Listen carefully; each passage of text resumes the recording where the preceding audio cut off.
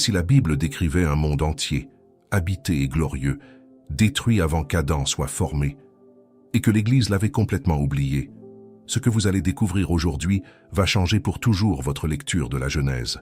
Depuis des siècles, des hommes et des femmes ouvrent leur Bible au premier chapitre de la Genèse et lisent ces mots familiers sans s'arrêter sur ce qu'ils impliquent vraiment. Ils lisent, ils croient, ils avancent. Mais il existe dans ces premiers versets une profondeur que la plupart n'ont jamais explorée, non par manque de foi, mais parce que personne ne les y a jamais conduits. Charles Spurgeon, ce grand prédicateur du XIXe siècle que l'on surnommait le prince de la prédication, disait que la vérité n'a pas besoin de notre permission pour exister. Elle existait avant nous et elle existera après nous.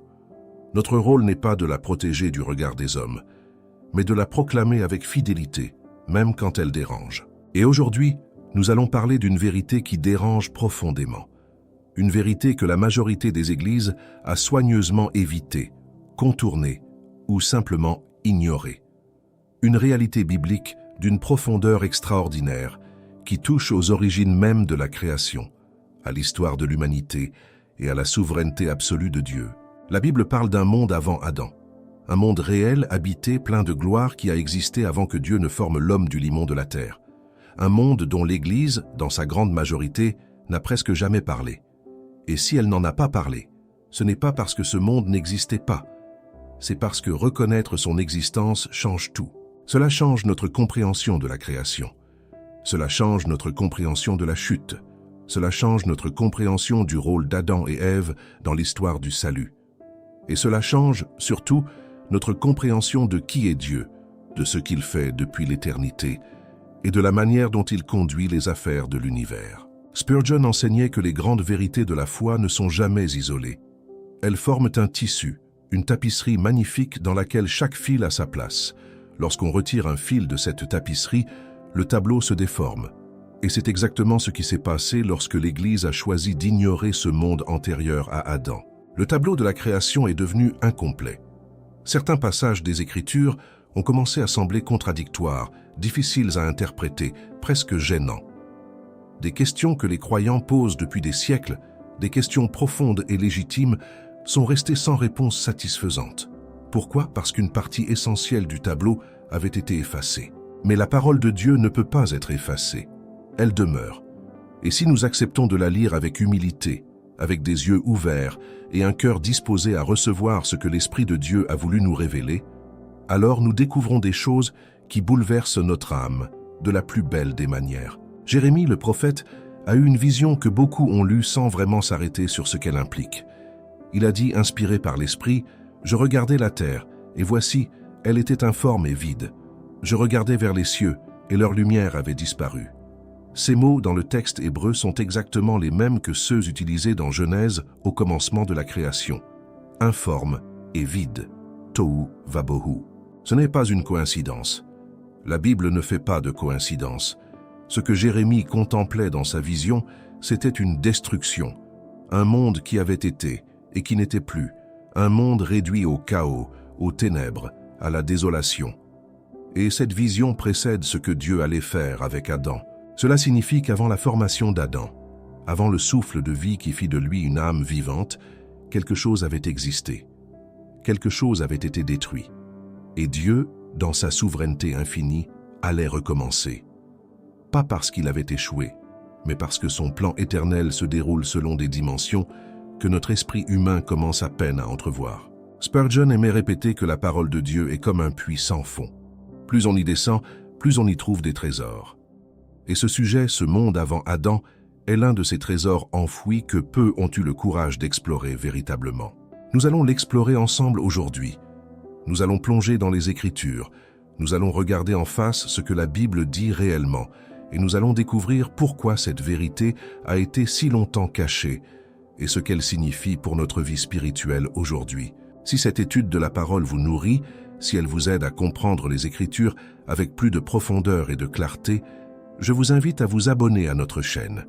Chaque semaine, nous plongeons ensemble dans les vérités de la Bible avec la même passion et la même rigueur. Et si vous ressentez le besoin de restaurer ou d'approfondir votre intimité personnelle avec Dieu, notre e-book 21 jours pour restaurer votre intimité avec Dieu est disponible dans le premier commentaire épinglé. Ce n'est pas un simple livre, c'est un compagnon de chemin écrit pour ceux qui ont soif de Dieu pour de vrai. Pour comprendre ce monde qui existait avant Adam, il faut commencer par le commencement. Et le commencement, c'est ce verset que nous connaissons tous, que nous avons entendu des centaines de fois, mais que peu ont vraiment pris le temps d'analyser avec la profondeur qu'il mérite. Au commencement, Dieu créa les cieux et la terre était informe et vide, et les ténèbres couvraient la surface de l'abîme. Ce verset, en apparence simple, contient une tension que les théologiens ont souvent contournée. Dieu crée. Et immédiatement après cette création, la terre est informe et vide. Pourquoi un Dieu parfait, souverain, créateur de toutes choses, produirait-il quelque chose d'informe et de vide? Cette question posée honnêtement change tout. Dans la langue hébraïque, le verbe utilisé dans ce premier verset est « bara », qui exprime une création absolue, une création à partir de rien. Mais ce que l'on oublie souvent, c'est que le deuxième verset n'utilise pas un verbe de création. Il décrit un état de désolation, de chaos, de ténèbres. Et entre ces deux versets, il y a peut-être bien plus qu'un simple saut poétique. Le prophète Ésaïe nous donne une clé précieuse. Il écrit, sous l'inspiration divine, « Car ainsi parle l'Éternel, qui a créé les cieux, qui a formé la terre et l'a faite, qui l'a établie, qui ne l'a pas créée pour être un désert, mais qui l'a formée pour être habitée. » Dieu déclare lui-même qu'il n'a pas créé la terre pour être un désert. Et pourtant, au début de la Genèse, elle est décrite comme informe et vide, un désert, une désolation. Voici la question que cette contradiction soulève. Si Dieu n'a pas créé la terre pour être un désert, comment se fait-il qu'elle le soit devenue dès le début de la Genèse? La réponse logique, cohérente, bibliquement fondée, est que quelque chose s'est passé entre la création initiale et l'état décrit au deuxième verset. Quelque chose de catastrophique, quelque chose qui a réduit une création glorieuse à un état de chaos et de ténèbres. Les théologiens qui ont étudié cette question avec sérieux ont proposé ce que l'on appelle la théorie de la lacune, ou gap theory en anglais. Non pas comme une spéculation humaine, mais comme une lecture attentive et honnête des Écritures. Cette approche suggère qu'entre le premier et le deuxième verset de la Genèse, il existe un intervalle de temps indéterminé, durant lequel un monde entier a existé, a prospéré et a été détruit. Ce n'est pas une idée marginale. Des hommes de Dieu profondément ancrés dans les Écritures ont défendu cette lecture, et les textes bibliques qui la soutiennent ne sont pas rares. Ils sont présents dans les livres des prophètes, dans les psaumes, dans les lettres de l'apôtre Paul, et même dans les paroles de Jésus lui-même si l'on accepte de les lire dans leur pleine dimension. Le psaume 104 offre une fenêtre magnifique sur cette réalité. Le psalmiste décrit Dieu qui a fondé la terre sur ses bases, qui l'a couverte d'eau profonde, comme d'un vêtement, avant d'ordonner aux eaux de se retirer. Ce passage n'est pas simplement poétique. Il décrit une intervention divine sur une terre qui était déjà recouverte de chaos et de désolation. Dieu intervenait, Dieu restaurait, Dieu recommençait. Et c'est là que cette vérité prend toute sa force spirituelle. Notre Dieu n'est pas seulement un créateur, il est un restaurateur. Il est celui qui prend ce qui est brisé, ce qui est dans les ténèbres, ce qui est réduit au chaos, et qui en fait quelque chose de nouveau, de vivant, de glorieux. Ce qu'il a fait pour la terre au commencement, il peut le faire pour votre vie aujourd'hui. La parole de Dieu est d'une cohérence absolue. Ce n'est pas un hasard si Ésaïe utilise les mêmes termes que la Genèse pour décrire la désolation. Ce n'est pas un hasard si Jérémie, dans sa vision, voit la terre retourner à cet état de tohu vabohu. Ce n'est pas un hasard si Pierre, dans sa deuxième lettre, mentionne un monde antérieur qui a péri. Il écrit « Le monde d'alors périt englouti sous les eaux ». Un monde distinct, un monde qui a existé avant celui que nous connaissons. Cette mention de Pierre est d'une importance capitale.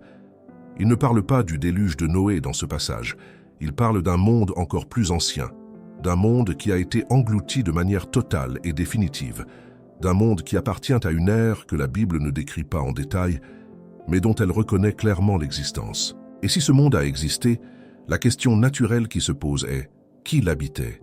Quel était son ordre? Quelle était sa gloire? Et pourquoi a-t-il été détruit d'une manière si totale et si absolue que la terre s'est retrouvée dans un état de ténèbres complètes ?»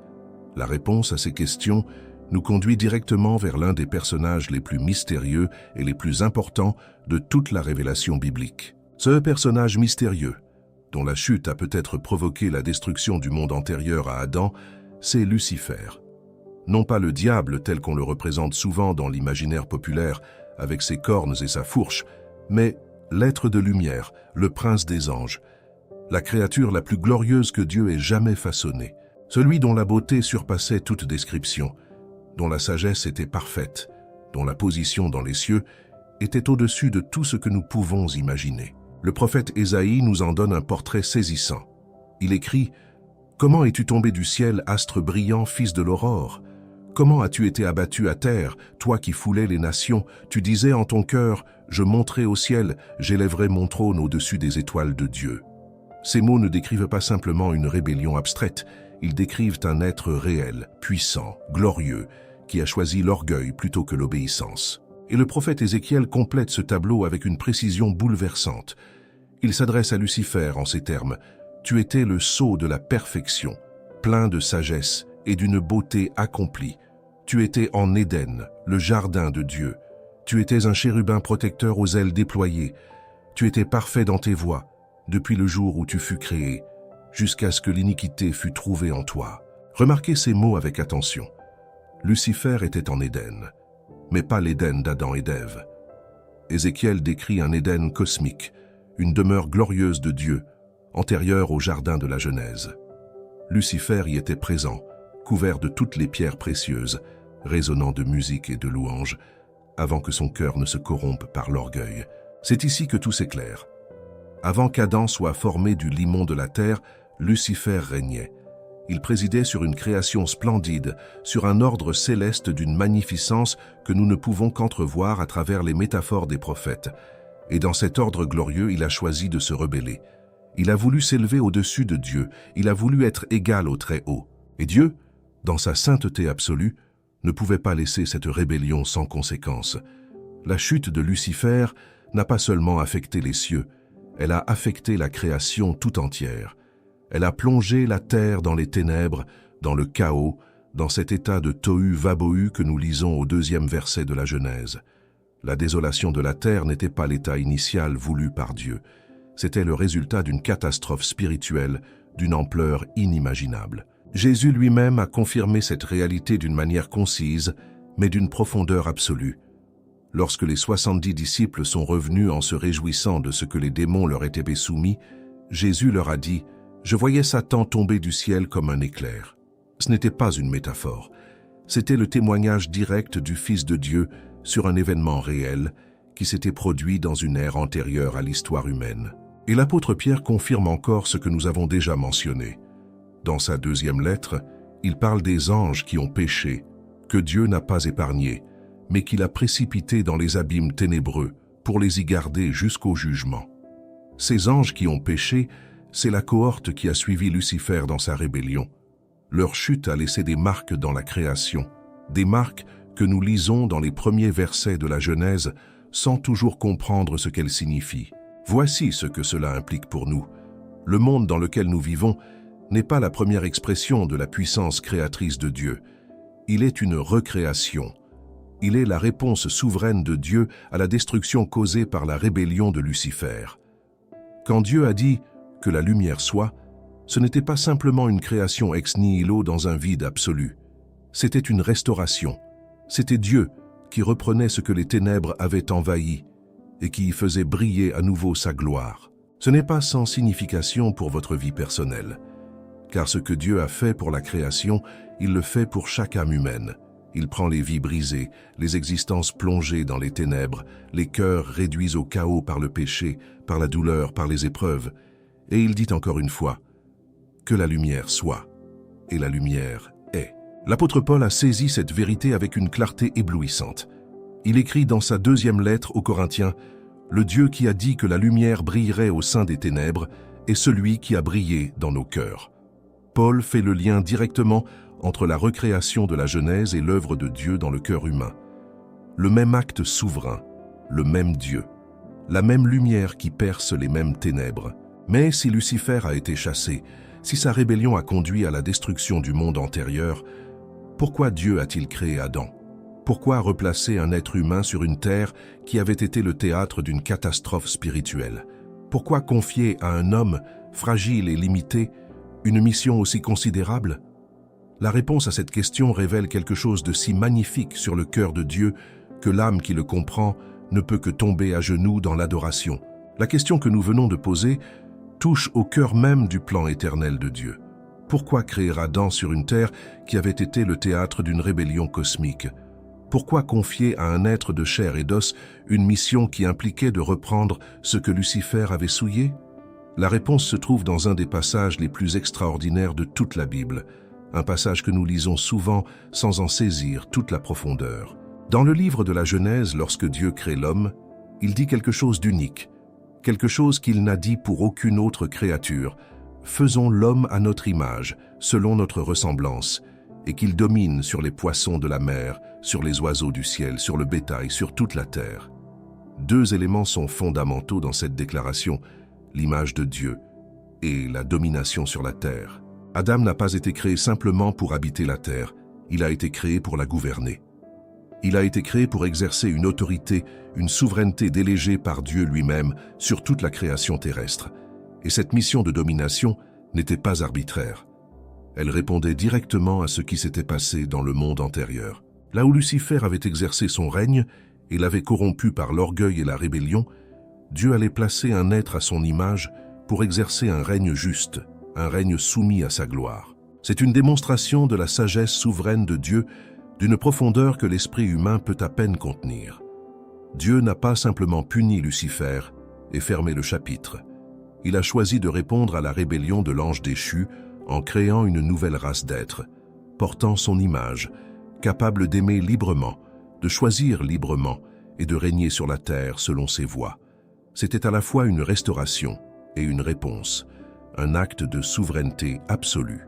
L'apôtre Paul éclaire cette réalité dans sa lettre aux Romains lorsqu'il écrit que la création elle-même attend avec un ardent désir la révélation des fils de Dieu.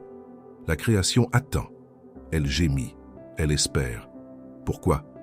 Parce qu'elle a été soumise à la vanité, non de son propre gré, mais à cause de celui qui l'y a soumise.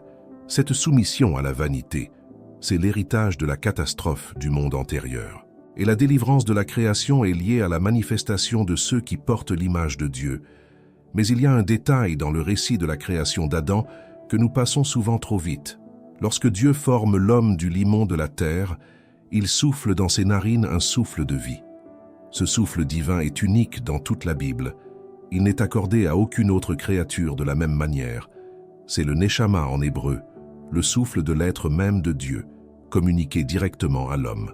Cela signifie qu'Adam portait en lui quelque chose que le monde antérieur ne connaissait pas de cette manière. Il portait la vie même de Dieu. Il n'était pas seulement une créature de Dieu. Il était un porteur de l'image divine, animé par le souffle divin, destiné à refléter la gloire de Dieu sur une terre recréée. Et c'est précisément pour cette raison que Lucifer l'a ciblé dans le jardin d'Éden. Car Lucifer connaissait cette terre. Il y avait régné. Et voir un être de chair formé de poussière, investi de l'autorité que lui-même avait perdue, était une provocation insupportable pour son orgueil blessé. Sa tentation dans le jardin n'était pas simplement une tentative de faire désobéir deux êtres humains. C'était une manœuvre stratégique pour reprendre ce qu'il avait perdu, pour corrompre l'image de Dieu dans l'homme, pour souiller à nouveau la création que Dieu venait de restaurer. Et hélas, Adam et Ève ont cédé. La chute de l'homme dans le jardin d'Éden n'est pas un événement isolé. Elle s'inscrit dans une guerre cosmique qui avait commencé bien avant la formation du premier homme. C'est la continuation d'une bataille qui avait déjà détruit un monde entier. Et avec la chute d'Adam, Lucifer a cru avoir gagné définitivement. Il a cru avoir brisé le plan de Dieu. Mais voici ce que Lucifer n'a pas compris et ce que l'Église doit proclamer avec force. Dieu ne perd jamais. Son plan éternel ne peut pas être brisé par la rébellion d'un ange ni par la chute d'un homme. Car avant même la fondation du monde, avant même la recréation de la Genèse, Dieu avait déjà prévu la réponse ultime à la rébellion de Lucifer et à la chute d'Adam. Il avait prévu son Fils. L'apôtre Pierre l'écrit avec une clarté qui coupe le souffle. Jésus-Christ, qui était connu d'avance avant la fondation du monde. Avant que le monde antérieur existe, avant que Lucifer soit créé, avant qu'Adam soit formé du limon de la terre. Avant tout cela, dans l'éternité de Dieu, le sacrifice de l'agneau était déjà décidé. Le salut de l'homme était déjà planifié. La victoire finale était déjà assurée. Ce que nous lisons dans les premiers chapitres de la Genèse n'est donc pas le début d'une histoire dont l'issue était incertaine. C'est le déploiement d'un plan éternel, parfait, souverain, que Dieu conduisait avec une précision absolue depuis avant la fondation du monde. Et ce plan, nous allons le voir, avait une dimension encore plus vaste que ce que la plupart des croyants ont jamais imaginé. Nous avons vu que le plan de Dieu précédait la fondation du monde. Nous avons vu que la venue de Jésus-Christ n'était pas une réaction à l'échec d'Adam, mais une décision prise dans l'éternité, avant même que la première créature soit formée. Mais cette réalité soulève une question d'une importance spirituelle considérable. Pourquoi l'Église a-t-elle choisi de ne pas enseigner tout cela? Pourquoi ce silence sur le monde antérieur à Adam? Pourquoi cette lacune dans l'enseignement chrétien depuis des siècles? La réponse est complexe, et elle mérite d'être abordée avec honnêteté et sans condescendance envers les générations de croyants qui nous ont précédés. Ce silence n'est pas le fruit d'une conspiration. Il est le résultat d'une série de décisions théologiques prises au fil des siècles. Des décisions qui ont privilégié la simplicité de l'enseignement sur la profondeur de la révélation. Et ces décisions ont eu des conséquences durables sur la manière dont les chrétiens comprennent la Bible. Dès les premiers siècles de l'Église, les pères de l'Église ont dû faire face à des hérésies nombreuses et diverses. Des mouvements comme le gnosticisme affirmaient l'existence de mondes multiples, de démiurges, de hiérarchies spirituelles complexes, en utilisant parfois des éléments bibliques déformés pour soutenir leur doctrine.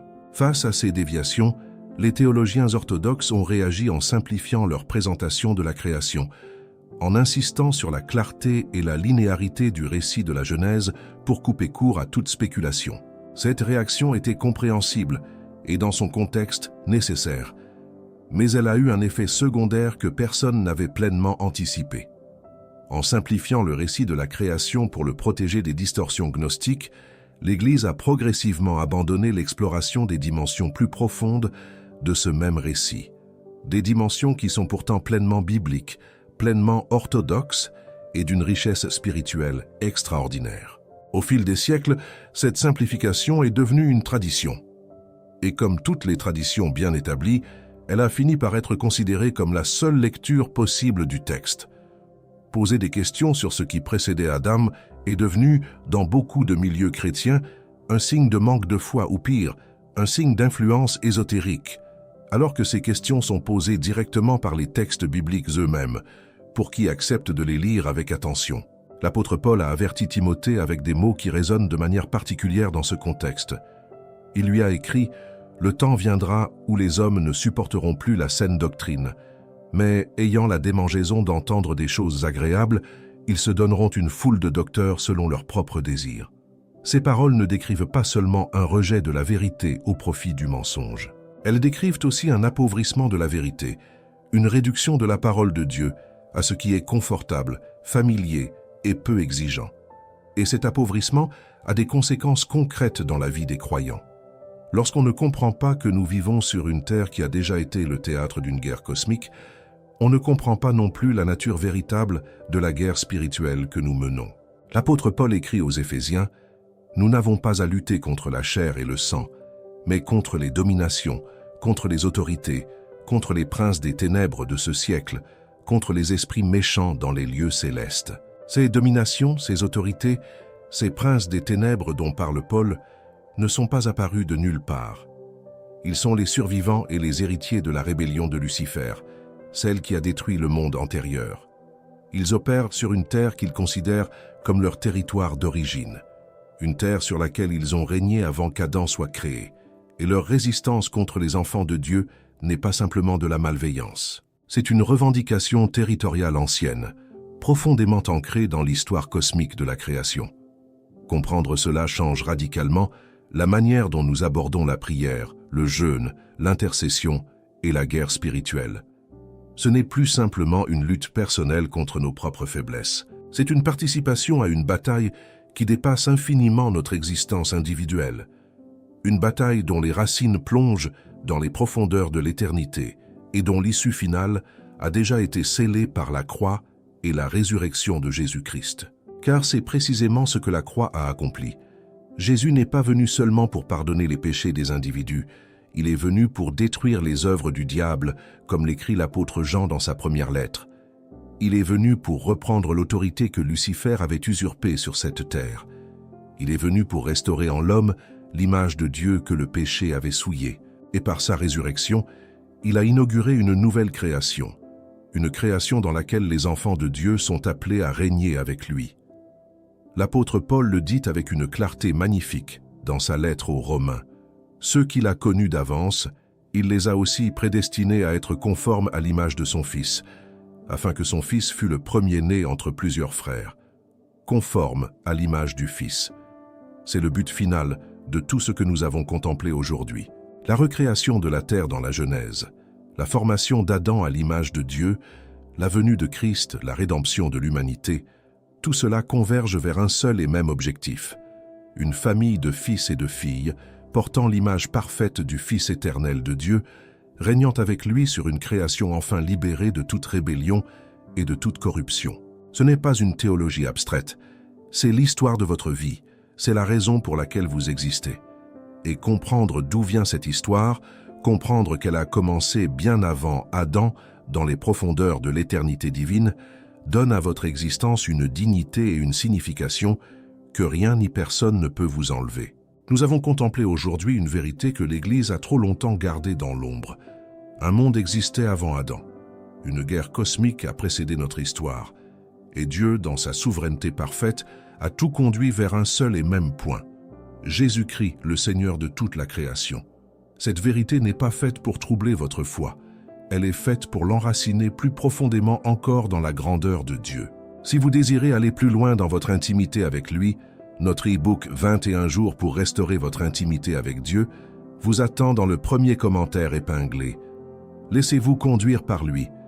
Merci d'avoir regardé jusqu'à la fin. Abonnez-vous, aimez cette vidéo, laissez un commentaire et continuez avec les prochaines vidéos qui apparaîtront sur votre écran. Que Dieu vous bénisse abondamment.